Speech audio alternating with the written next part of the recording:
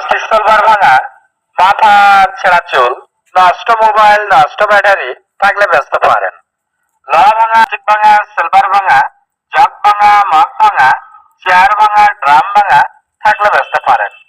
তামা পিতল, কাঁসা, লোহা, সিলভার থাকলে বেচতে পারেন।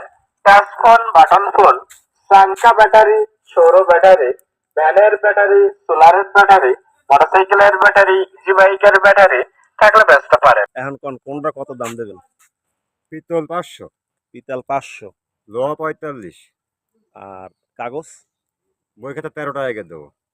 13, আর সেরা চুল মানে কি মহিলা চুল? হ্যাঁ হ্যাঁ হ্যাঁ, ওটা কত করে দেবেন? 800 টাকা শ দেবো, 100 গ্রাম 800 তাহলে টাকা। 8,000 টাকা পরে কেজি। হ্যাঁ, এটা দাম এত বেশি কে? ওটা সব দাম বেশি, তাই বেশি। না, কারণ কি? আর এটা কি এটা তো অন্য কোনো কাজে লাগায়? কাজে না লাগলে দাম এত দেয়? এই না, ঠিক আছে তাইলে।